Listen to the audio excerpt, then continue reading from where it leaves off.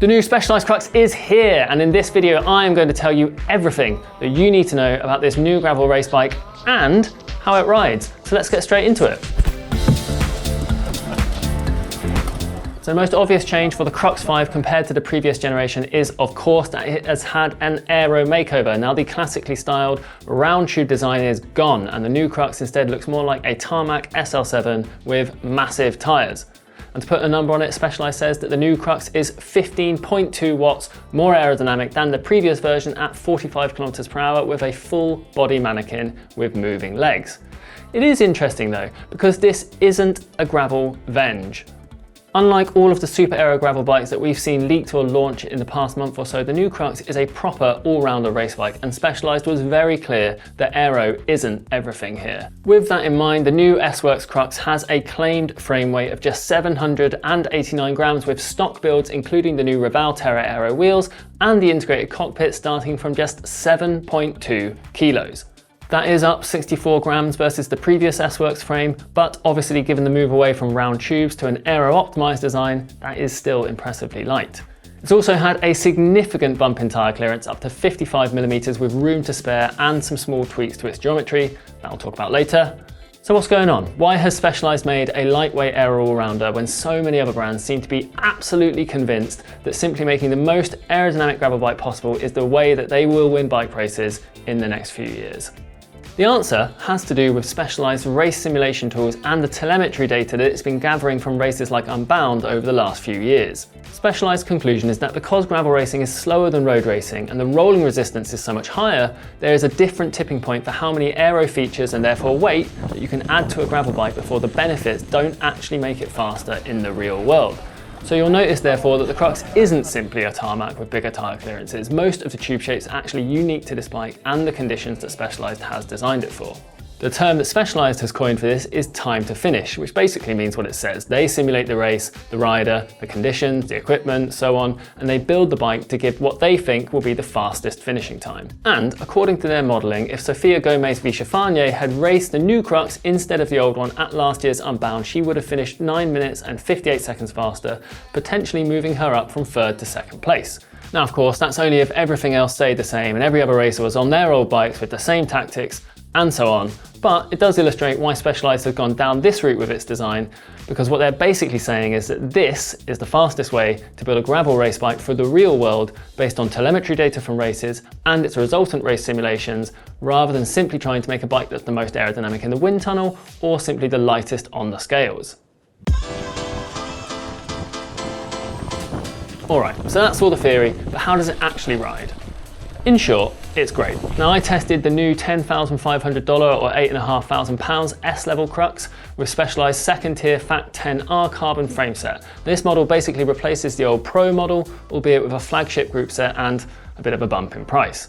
Now if you want all the details on the available models in the new range, head over to BikeRadar.com now and you can check out my news story for all of that. Now ahead of the launch, I went out to Costa Brava with Specialized to test a new bike on the hilly gravel roads near Girona. We had a fairly big group with plenty of strong riders, and all things considered, I thought the Crux was absolutely fantastic. It basically rides how it looks, like a fast road bike with really big tyres, and whether we were going uphill, downhill or just gunning it on the flats, it was impressively composed, yet agile enough not to feel boring. Now despite the big cushy tyres, it is still plenty reactive and firm, especially at the front end. The new Terra cockpit is said to be almost 80% more compliant in the drops than the Reval Rapide cockpit on the tarmac SL8, but it didn't feel noticeably flexy and you do still feel the big hits. Now given this is a race bike, I think that's the right balance to take. I don't think many racers want a bike to feel vague or flexible under power, and if that means giving up a little comfort, then I suspect most will be fine with that compromise.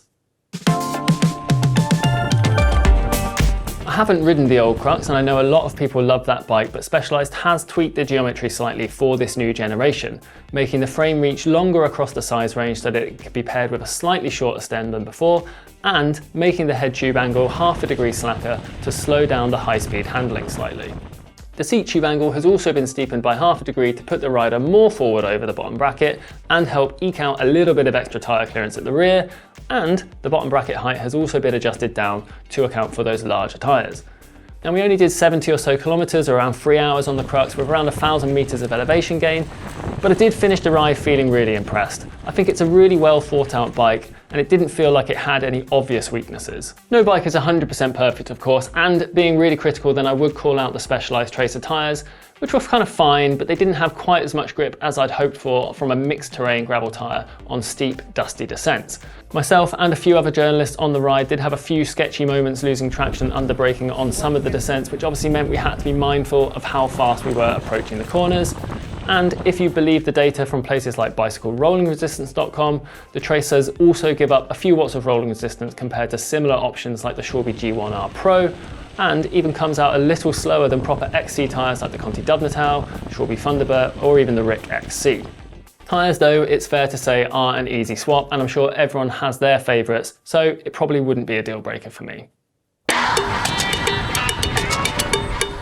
Before we wrap this up, I just want to address a potential elephant in the room. As we record this video, the hype train is going absolutely wild for 32-inch bikes, especially with the news that the 2025 Unbound winner Cameron Jones will be lining up at this year's race on a prototype 32-inch Scott gravel bike. So the question I have is, has Specialized made a massive mistake not making the new Crux around 32-inch wheels? I know Scott has said the prototypes are just that and they'll never be released, but come on, if Cam Jones wins on this bike, then I think it's pretty obvious that we're going to see Scott bring this bike or something like it to the market at some point in the future, because if there is an advantage to having bigger wheels, then racers will want it. And if that does happen, then would the new Crux and every other 29-inch gravel bike we've seen leaked or launch in recent weeks basically be obsolete already? Honestly, I don't know. We've not yet had a 32-inch gravel bike into test yet, so it's not clear what the exact advantages and disadvantages are. And as always with these things, you often don't want to buy into the first generation of a new bit of bike tech anyway. It can often take a few iterations before all of the annoying issues get ironed out. It will definitely be interesting to keep an eye on how this trend develops though, because if you're thinking about dropping 4 or 5 figures on a new gravel bike at some point soon, and there could be a real decision to make about what wheel size to choose. Okay, let's wrap it up. With the caveat that I have only done a few hours on the new Crux, I have to admit, that was very impressed. It is a great bike. It's clear that Specialized has really done their homework with this one, and while I'm sure that there will be brands and riders that disagree with the balance of weight and aero that the new Crux strikes, it's definitely a very capable all-arounder race bike, and it's something that I think I'd be very happy to own. Now, of course, as always with Specialized, it's not cheap. You probably already knew that. It is what it is at this point. There are obviously cheaper builds in the range than the S-level model that I tested, and if I was spending my own money, then I'd be looking at the $4,500 or the $5,249 comp build, or if I lived in the US where it's available, maybe the $3,500 10R frameset option so that I could build it up with my own parts. I did think though that this would be a great one drop bar bike for everything if you had a few chainring and tyre options, and if you used it that way, then perhaps it would be easier to justify the cost of one of the more expensive builds. What do you think? Has Specialized ruined its best bike, or is this exactly what a modern gravel race bike should look like? As always, let me know your thoughts in the comments below, and if you want to see more of the latest aero gravel race bikes, why not watch this video from the tracker?